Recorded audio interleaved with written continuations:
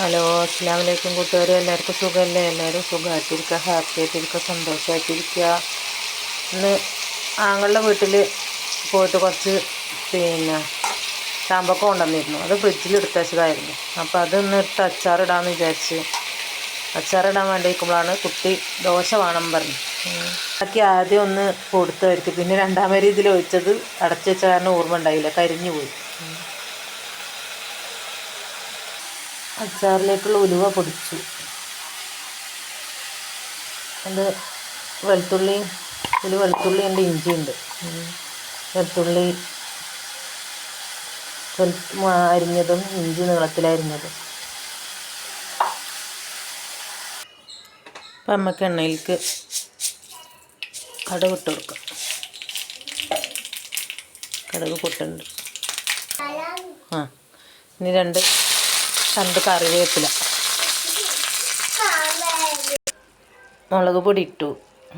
അപ്പുറത്ത് മഞ്ഞൾപ്പൊടി, മഞ്ഞൾപ്പൊടി ഇട്ട് മുളക് പൊടി ഇട്ടു. ഇനി അടുത്തത് നമുക്ക് ഉലുവ പൊടിച്ചതിടാം. ഇനി ഒന്ന് നന്നായി ഇളക്കി കൊടുക്കും. എണ്ണയിൽ വഴറ്റി കൊടുക്കും.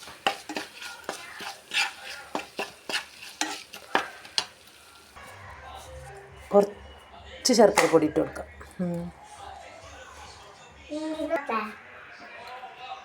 കുറച്ച് വിനാഗിരി ഒഴിച്ച് കൊടുക്കുക.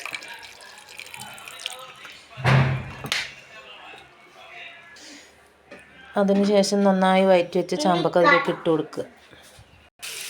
ഇഞ്ചി വെളുത്തുള്ളി മൂപ്പിക്കാൻ വെച്ചിരിക്കുകയാണ്. അത് ആദ്യം ഞാൻ അതിൽ കൂടെ ഇഞ്ചി വെളുത്തുള്ളിയും വഴറ്റിയെടുക്കാൻ മറന്നുപോയി. അപ്പം ഇനി അത് സെപ്പറേറ്റ് ആയിട്ട് വഴറ്റിയെടുക്കുകയാണ്.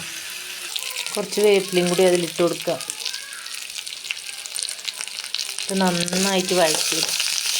എന്നിട്ട് അതിന് ശേഷം ഈ ചാമ്പക്ക അച്ചാറിലേക്ക് അത് കൊട്ടി കൊടുക്കാം.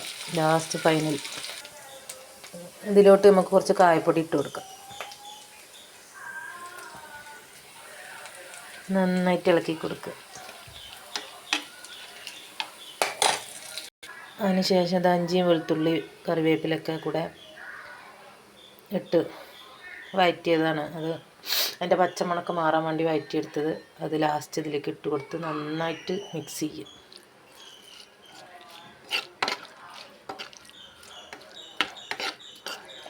അങ്ങനെ നമ്മുടെ ചാമ്പക്ക അച്ചാർ റെഡിയായി.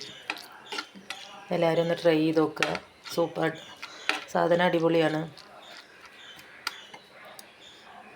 അപ്പോൾ എല്ലാവരും ഇഷ്ടപ്പെട്ടാൽ ലൈക്ക് ചെയ്യുക, ഷെയർ ചെയ്യുക, സബ്സ്ക്രൈബ് ചെയ്യുക.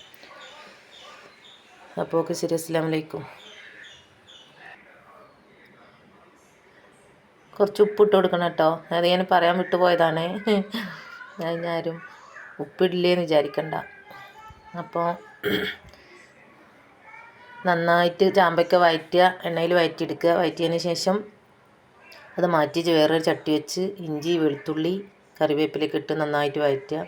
അതിലേക്ക് മുളക് പൊടി, മഞ്ഞൾപ്പൊടി, കായംപൊടി, ഉപ്പുപൊടി എല്ലാം ചേർത്ത് നന്നായിട്ട് ഇളക്കി കൊടുത്തതിന് ശേഷം ഇത്തിരി വിനാഗിരി ഒഴിച്ച് അതിലേക്ക് ചാമ്പയ്ക്കിട്ട് നന്നായിട്ട് വഴറ്റിയെടുക്കുക, മിക്സ് ചെയ്തെടുക്കുക. അപ്പോൾ ചാമ്പയ്ക്ക അച്ചാർ റെഡി. അപ്പോൾ ഓക്കെ ശരി, ബൈ.